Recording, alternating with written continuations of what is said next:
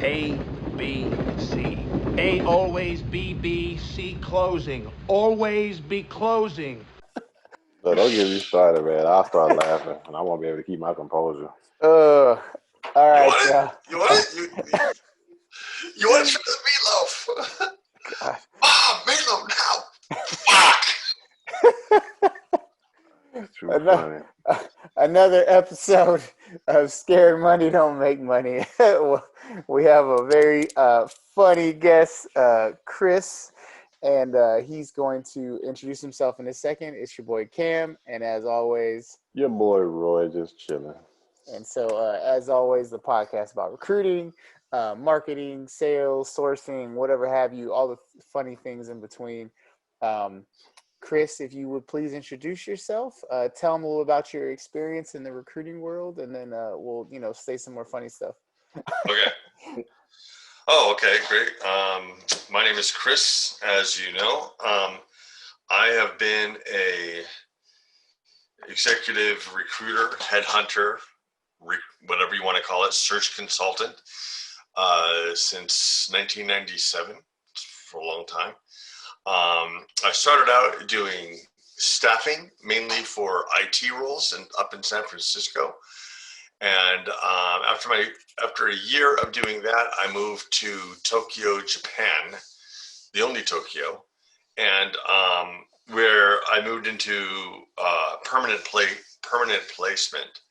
And my focus was really in large foreign capitalized IT vendors. And in Japan, that means non-Japanese companies, non-Nikkei companies. I was focused on Gaishikei company, which means foreign company. And the kind of roles that I focused on were predominantly salespeople, pre-sales, which is technical sales, which is the technical side of sales, and they work on the team with the salespeople. Some professional services, but predominantly in the business development, sales, revenue generating kind of roles is where I work. And I worked across the board from individual contributor to managers all the way up to, country managers. And I was doing both success-based contingency search and retained.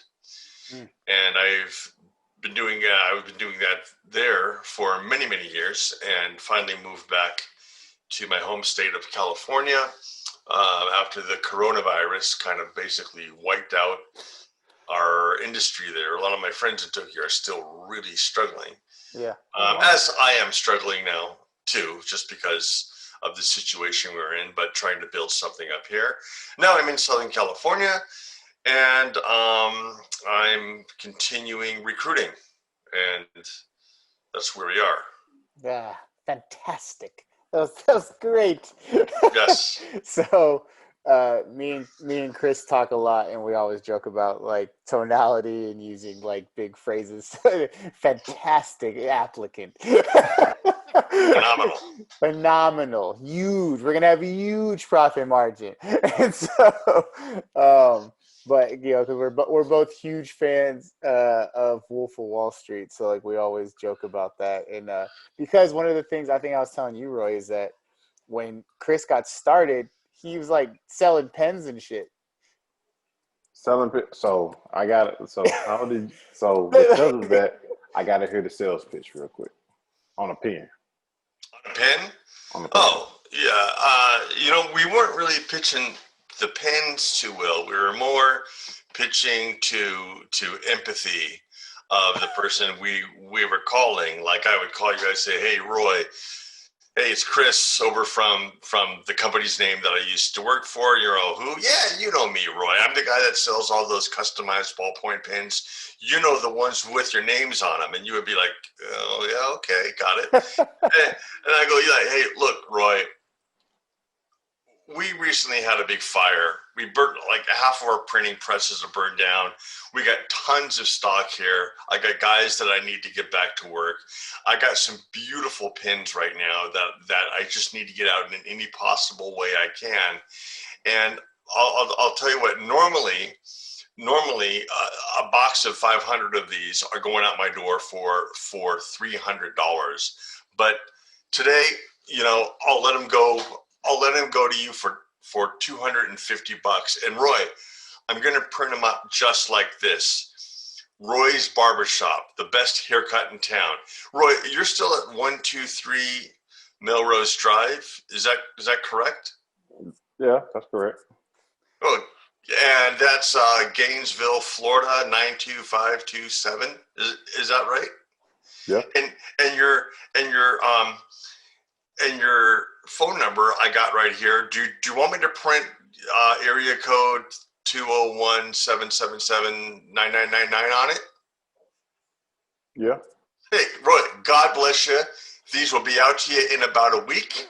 They're going to have a beautiful snow white finish on them. You'll love them. Pay COD, and we can really thank you for the help. Now, Roy, basically, I'm remembering that from a long time ago, but based on your response to what I said, you would have been the best guy to sell to.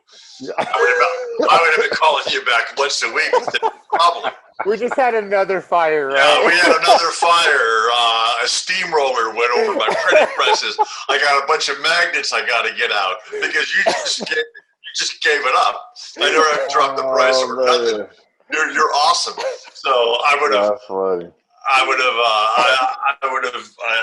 mean, you would have been making me some serious cash. Chris, we got to sell some more. Don't worry. I got the guy. We don't know. I got a guy. Who to call. Yep. Got a guy. Yeah. They're trying to market everything. That's funny. But yeah, Chris is definitely he always talks to me about that as far as like the what's said and like in the books that I tell you Roy that I read and like the psychology of it and stuff like that, and like that's funny because to hear him go through that whole thing with you, because normally he does it with me and I'm all awkward like that's my address. It definitely like it makes sense, and I think that's something that a lot of people don't understand too is like the whole psychology of it as far as going through the steps of a sale with somebody, and like you said, like he's validating your information, but unconsciously if it was wrong, what's the person going to do? They're going to correct it, and then you're going to be like, oh, now I have your whole life. Yep, I got it. In my head. Well, if he corrected, I mean, hey, Roy, I'm sorry about that. Okay, so let me get that right. You're not at 125 Melrose. You're at 127. Is that right? And Roy would be that's great. I won't make that a mistake again. Roy, you are going to absolutely love these pins. They write like silk. They're fantastic. I mean, we're gonna put a beautiful snow white finish, and Roy's gonna say to me, I don't know if I want. Roy, can you keep a secret with me? Yeah, sure. Roy, I got guys sitting around right now with families, American workers with kids. They're sitting around eating donuts. I got to get these guys back to work. Forget about $250. Forgive me even about $240. Look, I'll even throw in an extra 100 because I know you can use them and I know you'll love them. Take the whole kit and caboodle for $225, and I'm going to print them up for you just like this. And you just keep going over the cycle till finally he's like, okay, send them on over. I mean, eventually, I mean, Roy's either going to buy them for me or he's going to hang up. Yeah. And it's styling for dollars. I mean, it's really low end sales, but it's not quite to the same kind of level like Jordan Belfort's doing, but it's in that same genre. You're not really cheating anybody, but you're doing a straight line. You're getting him back on the track of the sale. When he's coming up with an objection, you're understanding what that objection is. Roy's all, well, I don't know if I can afford it right now. Hey, Roy, can you keep a secret with me? Yeah. Look, I know you can't afford it right now, but I got to get these guys back to work. Okay, so you're acknowledging his objection, and you're lowering the price, and you just want to get these up because they really probably cost us only like $20 or something like that. We just want to make money. So, So Man, That's mm, one of the things I was talking So, about. I mean, we were getting paid cash every week in an Oh, envelope yeah. for doing this kind of stuff. And I tell you what, man, my boss, the bosses of this place, they would hire anybody off the street, Cliff, anyone. You know, you can be a cracked out alcoholic bum, Yeah. you know, and if you could dial a phone and talk, you would get a job. And the way it works, you start at 6 a.m., you're finished by 2:30. You get 2 cigarette breaks, 2 10-minute cigarette breaks, and a 45-minute lunch break. I don't smoke, so I just use that time just to chill out and drink a cup of coffee or whatever. yeah. But people would join that company. They would join. So you go into work, you sit at your little cubie, and somebody was sitting up either in front of you or behind you who you've never met them before. You've never seen them. Like every day there's somebody. What happened to Bob? Yeah. And like your first, and like they had to, so we had these rows of desks, and in each desk you had a guy, a telephone, a hollowed out aluminum can, not aluminum can, like Campbell's soup can, with the label off and all cleaned out, with a bunch of pens in it, and order forms, and this thing on the side of your desk to clip on where you can put the order once it's going, and you have these pit bosses walking around with bullhorns like that. Get to work, gentlemen. Keep it up, gentlemen. Get loud. You gotta get loud on the phone. And then they'd be shouting stuff to us like, if you sell $10,000 worth of merchandise by noon, you're getting pizza. You're getting pizza.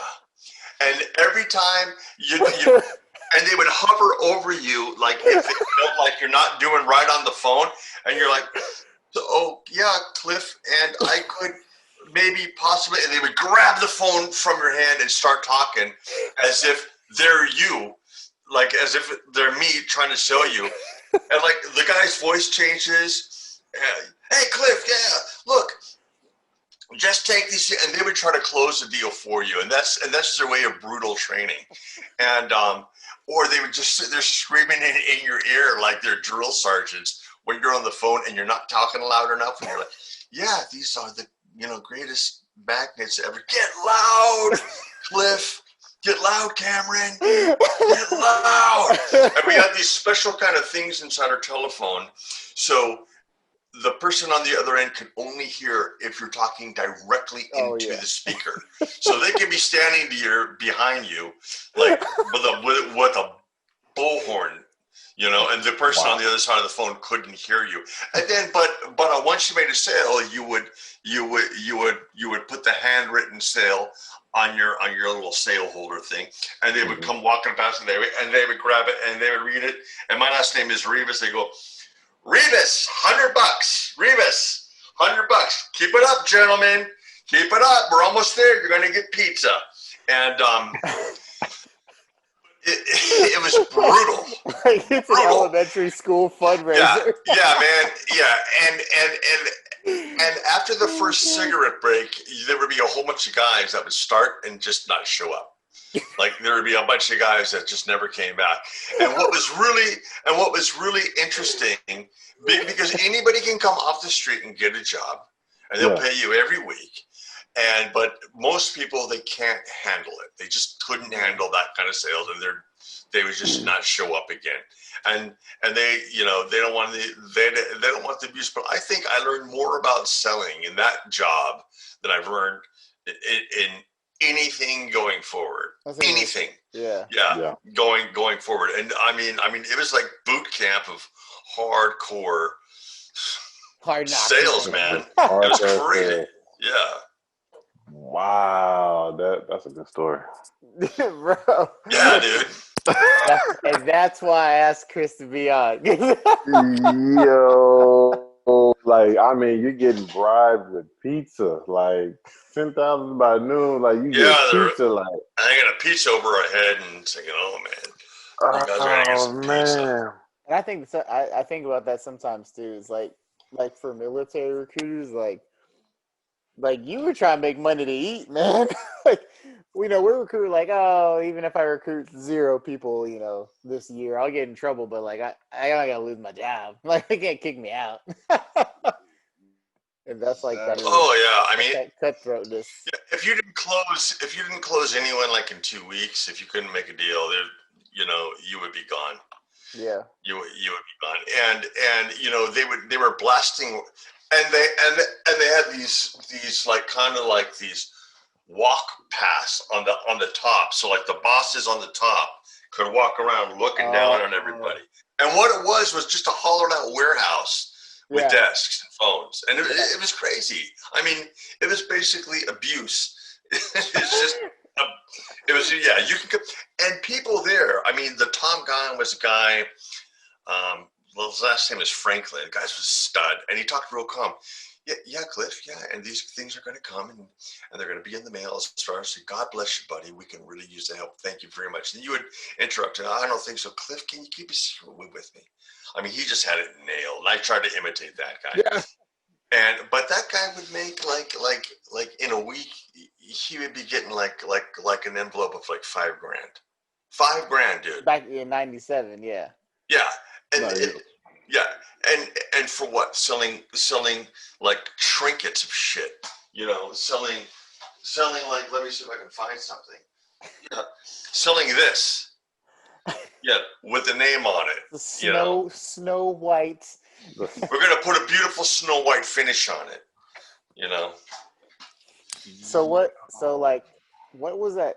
Did you walk in with no experience, or when you walked in, did they at least like give you some training, or was it like, hey, here's the script, go?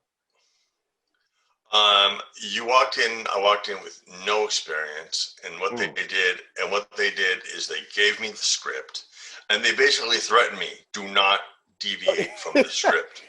The script is there to make you money, okay? And then what you do for training, you get about 2 hours of training, and what you do is you would sit next to one of the top guys there, like the guys who's a really good sales guy there, and you would listen on headphones to recorded versions of his calls as you're reading through the script. So you're listening to the way he did it, and you're like, okay, got that. And I mean, the way he did it just sounds so natural, so fluid.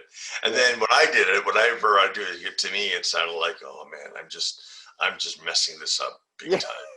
But I mean, I got the hang of it, and I lasted there for a couple of years, and I was one of the long-term guys there after that, and wow. And then I left. But the thing about it is, I mean, people were making serious money. Yeah. I mean, they were making, $5,000 a week. So multiply that by 4, it's $20,000 a month. Yeah. So I mean, he's making like a decent real estate salesperson, and he's finished by 2:00 pretty much every single day. Yeah, it doesn't take anything home. Nothing. And you don't take your work home with you. You don't think, oh God, I got to go home, make some calls, and catch up. No. Yeah. Mm-hmm. Yeah. But that business is gone now. I mean. Yeah. But. Doggone. What's that? You got Custom Print and all kind of different companies now that do it online and stuff like that. So, like, I don't imagine. So, what is the biggest thing that you took away from that? Because I'm real big on experience. Like, so what was the one big thing that you took away that you probably still do to this day that you gained from that experience? Phone skills. It's just not being afraid to make phone calls and not being afraid of the guy on the other end. And I think that's the biggest thing in any sale. In any sale, the chances that the person is going to say no are astronomically high. No matter how good you are. I don't care if you're Zig Ziglar, that was something I learned in Belfort's book. Is like he was talking about like, because on TV you think these guys are closing everybody they talk to, and he was like, no, if you had a 40% close rate, like you were amazing. You're beyond incredible. Yeah, but most people it's like 20, like 15, 20, maybe even 10. Yeah, I mean, a really good, Yeah. look at it in baseball statistics. True. A really good batter Oh, you like is baseball? is batting. I mean, I love baseball. It's the only sport I actually He care likes about. baseball too. Roy's a Yeah. Cardinals fan. Well, I mean, the wrong team, but the right sport, right? But but I mean, think of a guy who's a really good hitter. If he's batting like a steady 300, you know, he's striking out or hitting out most of the times. He goes up most of the time, but you know, 30% of the chance he puts the ball in play and makes it to first base, and you know, and those guys are heroes of the game. I think sales is even more difficult than that, but it's also so rewarding that if you're good at it, then and you can weather those kind of punches and just not worry about, because there are going to be times even when you really know what you're doing, where you sound like an idiot, where you're gonna have a brain fart, and where it's just not going to go right, or you're going to lose your temper, or your tonality is going to be all messed up, and you know, I mean, you know, and so you know,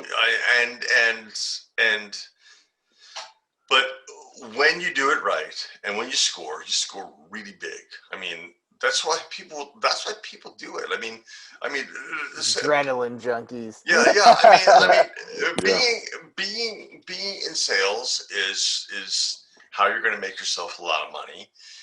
And if you want to do it and you want to stay sane, you just got to you just got to understand that you're going to take a ton of abuse. Yes. And you can mitigate that in all kinds of ways, with tonality and being funny and conversation and stuff like that, and being likable, and people don't want to, you know, tell you to go to hell, but you know, but they kind of more politely tell you we're not interested in right now, and you know, you can use your you know, your comebacks and all that stuff. And speaking of comebacks, I mean, I still want to get Jordan Peterson's like book of objections. I read Jeb Blount's, which I thought was really, really good, but I not Jordan Peterson, I said Jordan Belfort. Okay. Different guy.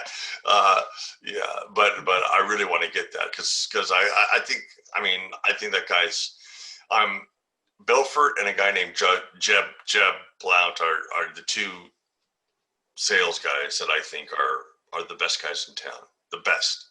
Yeah. And I'm telling you what it's really like. What it's really like. They don't sugarcoat anything.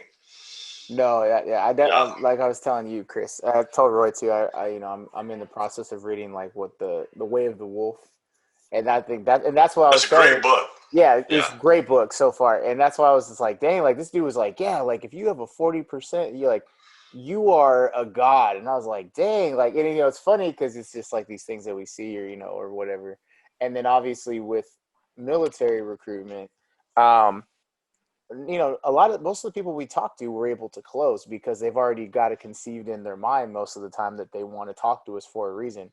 You know, we do.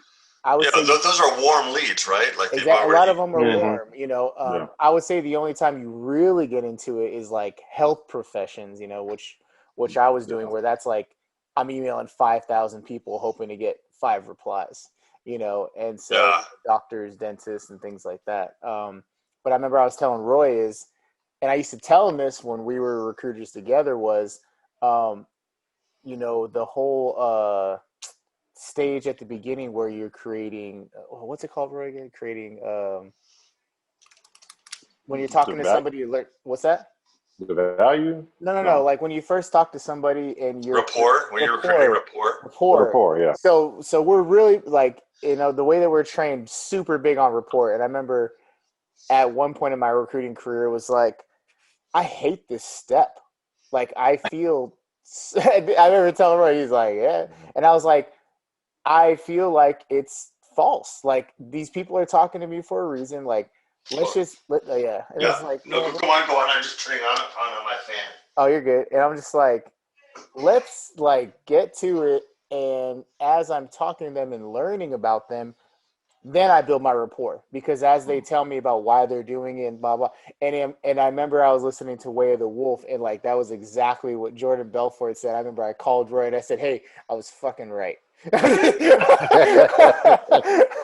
just wanted to be out there. But but it's one of them things. Like, I think for a lot of training that comes down to it, some people have to be taught how to have a simple conversation. Correct. With people, like, some people just can't talk randomly to some. And I go back to like experience. So like for me growing up, like with my grandmother, my dad, my aunties, my uncles, my cousins, like I was always thrown in a position to where I just had to randomly talk to somebody. So just having a conversation and kind of, I guess in a sense, build rapport, like I was able to do that before going through any type of formal training.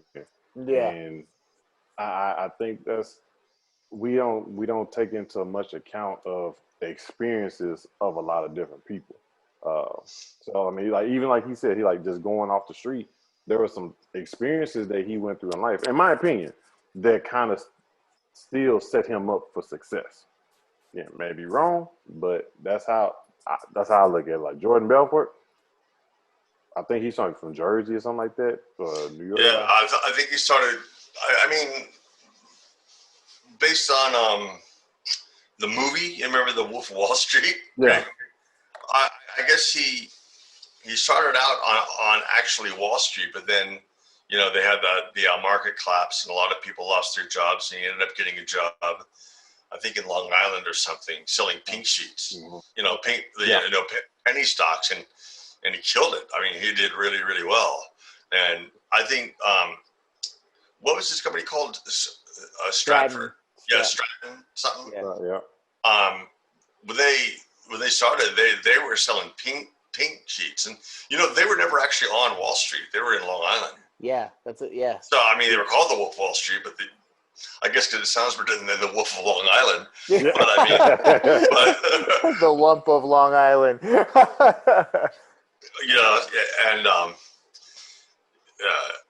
But I mean, he was selling pink sheets, and I mean, that's a fast sale because I mean the stock is like under $5 or something, and it's just a volume business. And I mean, what what I like about him? I mean, even the fact that he did some things that were illegal, and then he paid for it. Yeah. And he'll be paying that for the rest of his life because he always has to mention it. That kind of sucks, and he's got that hanging over his shoulder. But aside from that, I mean, when he's giving advice, I take it to absolute heart than all these other weirdos online who are telling you how to get rich and blah blah blah blah blah. And I think what those guys are just doing is they're getting somebody to write them a script, they're getting a cool video camera, and they're hanging out with a rich dude who has a Mercedes or a really nice Lamborghini. And they're making it like it's theirs, and then they're just getting lots of hits, and they're getting money like that. What I like about Jordan Belfort is he talks from actual experience. Yeah. He was, he was truly really successful. Yeah. I mean, unfortunately, he's sort of squandered, by going off the illegal, but it doesn't mean that he doesn't know what he's doing. Correct. Yeah. I mean, so, I mean, and then he's coming back and he's training people. So I really like the guy. Yeah. I definitely like the straight line. You'll have to read that, Roy.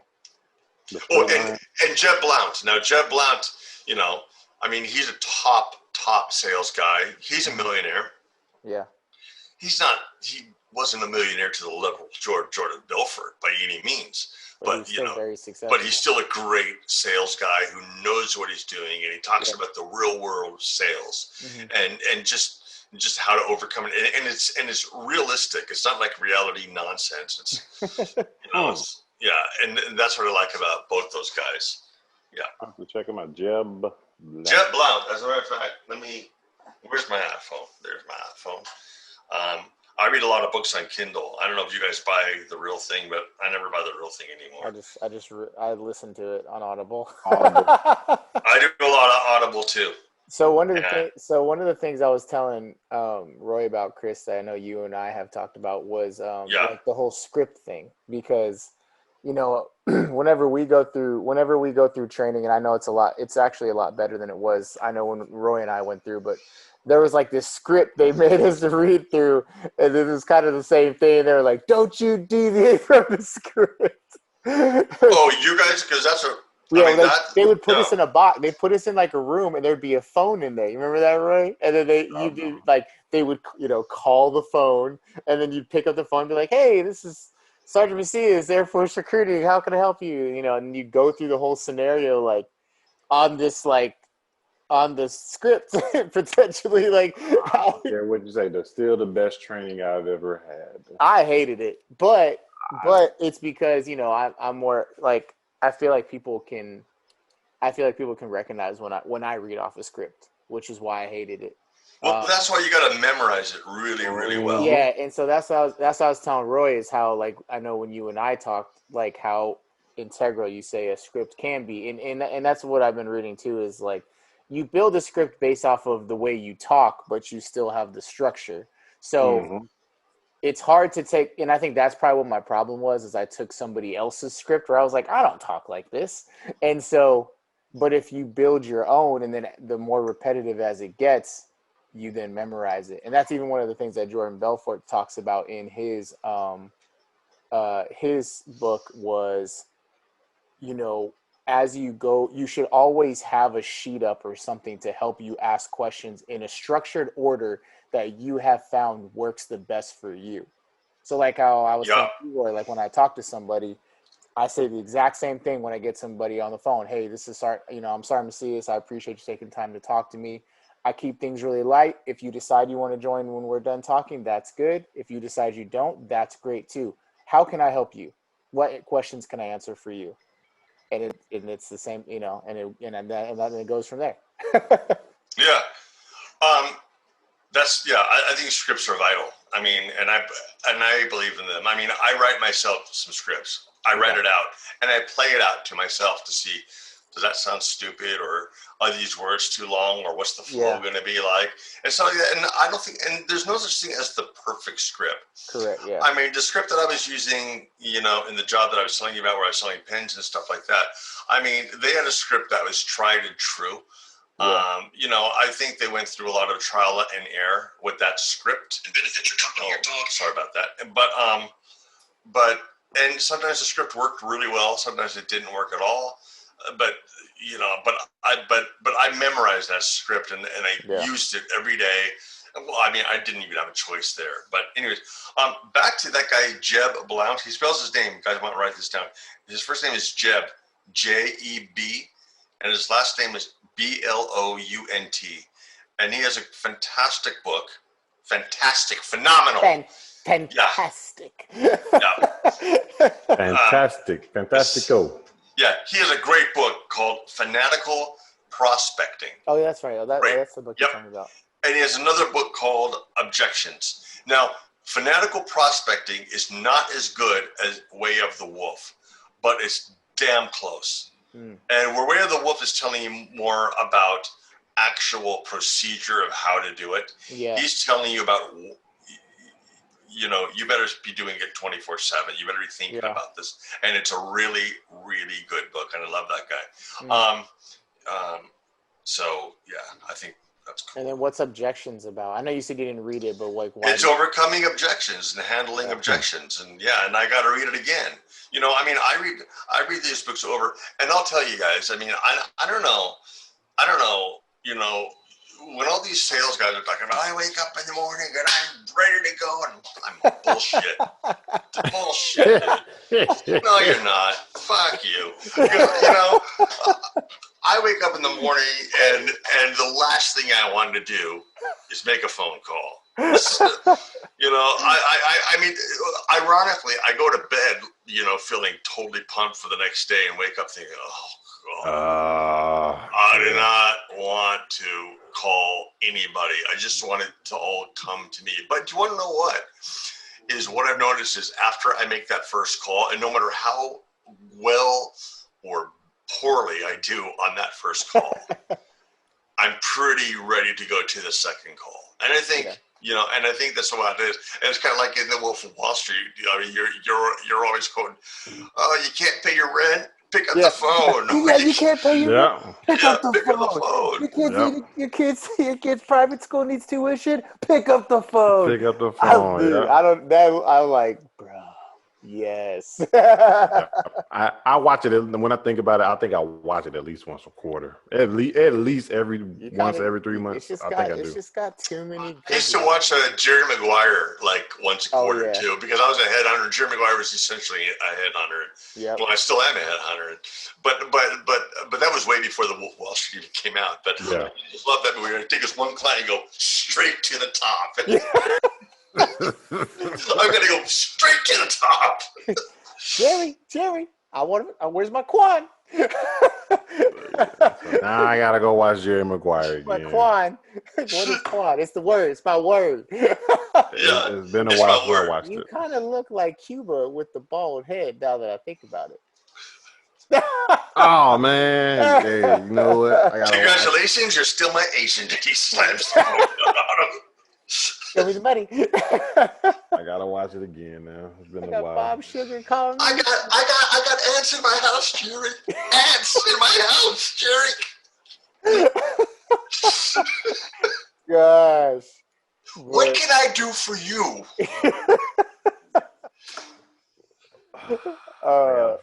But anyways, so yeah, I mean, I know we're kind of getting to the end here, but oh wait, dude, we're just getting warmed up. Oh God, I know you can talk for me and Chris talk a lot. Look at Cliff; he's like totally ready to go. Cliff's out, dude. No, I'm good. Like I'm good. I'm up here like laughing. I'm up here like honestly, I'm trying to find like Jerry Maguire on Prime Video right now. Do they have it? Yep. But yeah, so I mean, so what I would say advice. Come on now, spit it out. I know you're not talking. What advice do you have for somebody who's so like, like kind of some of the advice you gave me when I'm like first starting out, like with somebody who, let's say doesn't have all the skills like a military recruiter does, like somebody who's just starting out recruiting, what advice do you have? Yeah. What advice do I have to somebody? Starting off. I don't have any sort of magical. No, yeah. My advice to do it is to, God, we're gonna go right back to it. Is not be afraid to use your voice. You know, get on the phone. Hey, Cliff, yeah, you're the owner of Association Plumbing, right? Yeah. Cliff, I'm so glad I got in touch with you today. I'm working with a fantastic journeyman plumber. He's in the market right now. He's been with ASAP Plumbing for 20 years. Because of the COVID thing, there's a furlough going on. He's done this, that, and the other thing. He's in the market right now. I know your company's looking for a guy like this. Would you be interested in him? The worst thing that Cliff's going to say is no. That's the worst thing he's going to do. Yeah. And just people, just don't be afraid of other people. I mean, and that's so much easier said than done. Because you know what? I mean, I know I sound good. I mean, I know I do. but I'm still afraid. I'm still afraid of other people when I call them. I still think to myself, did I sound like an immature teenager? Does my voice sound too young? Yeah. Did I sound too excited? Was my tonality off? All that stuff. Yeah. Doesn't matter. Just do it. Tonality. It's like that Nike stuff. Just do it. And that's really, really what I found, separates good recruiters from recruiters who aren't that good. And I don't think it's really such a skill set. I don't think it's that these guys are just naturally good, because I don't think you're born a natural generally. But I think just some people just have the tenacity and just the gusto or whatever. Like I said a long time ago, they used to say the word moxie. He's got a lot of moxie to just go for it and do it. Yeah. And just do it. You want to call up a company because you want them to become your client, learn something about that company, find out the guy who's, call the owner, tell him what you do, tell him who you got, even if you don't got him. Yeah, I mean, just do it. Do it. Make the call. And I look at it this way. If you have, really, big biceps or, big calves, or you already got a 6-pack abs, right? Which I do, of course. I got a rocking body. It's sick. I mean, I don't want to talk about it on this though. It's, this is a PG show. But what happens, when you stop, doing crunches or whatever? Your abs get flabby and you look like feces. Yeah. So that's why people who work out, they keep working out.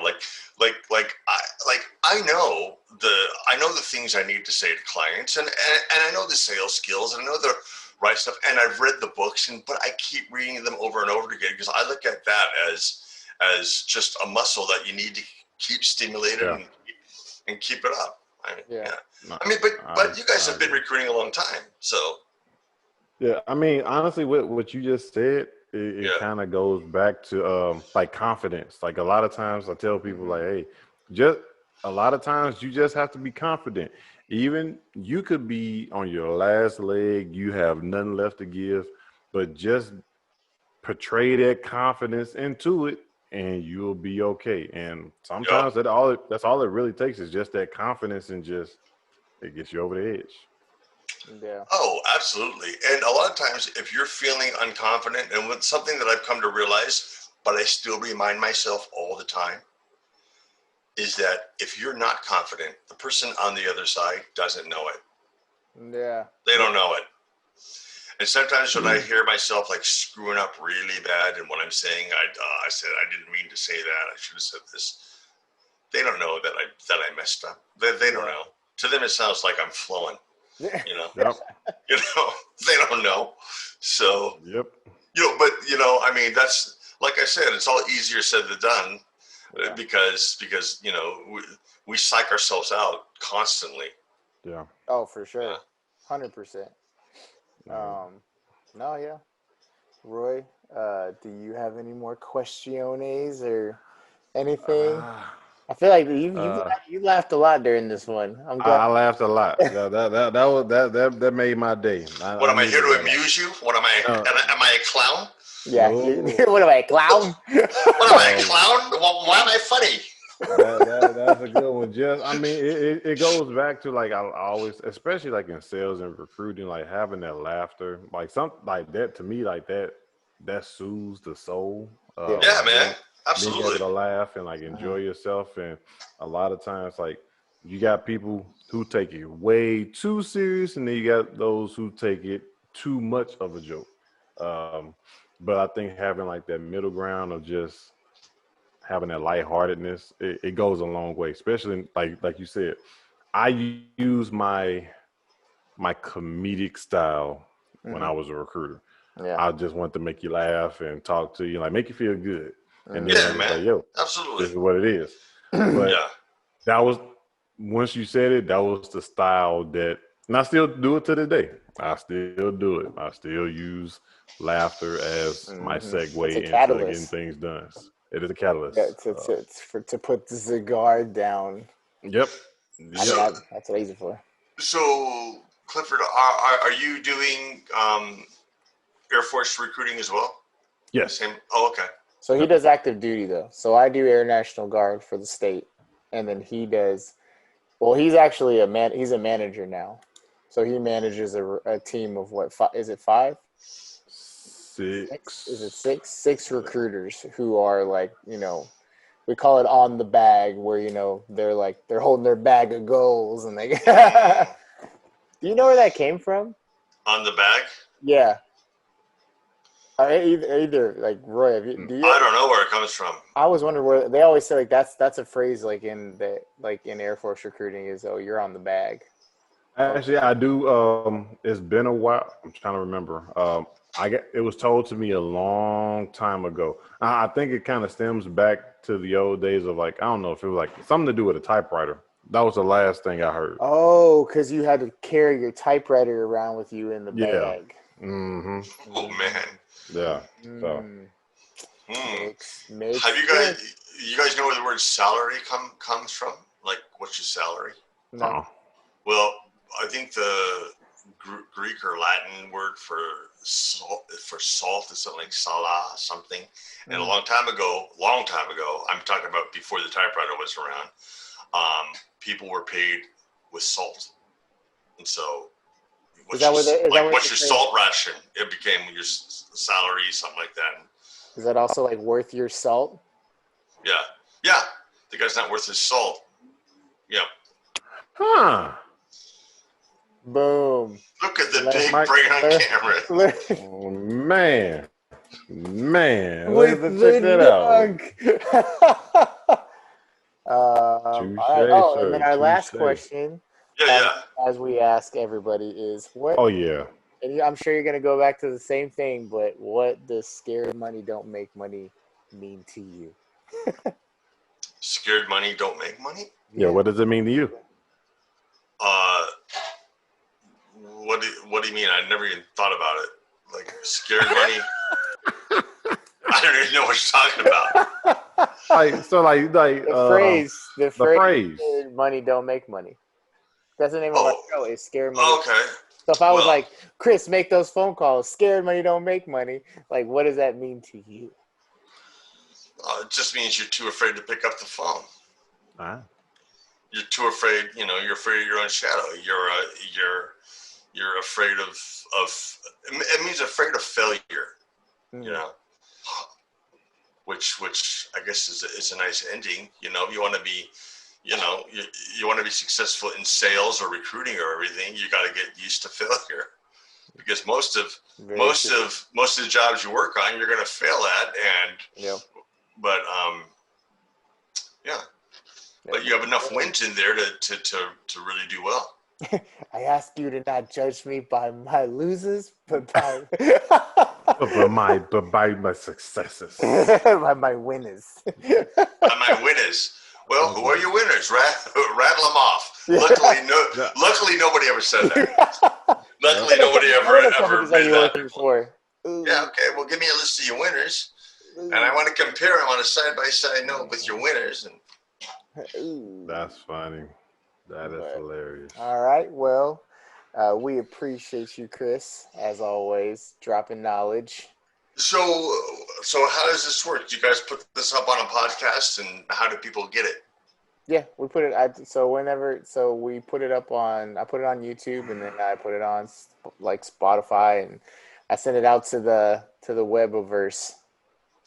To the interwebs. To the interwebs. Nice. So that's a wrap. That is a wrap. And Roy's gonna go eat dinner now. Roy, I see your little boy sneaking up behind your table. Oh. Yeah. That's definitely my execute. Hey, RJ. All right, nice. So we'll see. I'll talk to y'all later. See you guys later. All right, bye. Bye.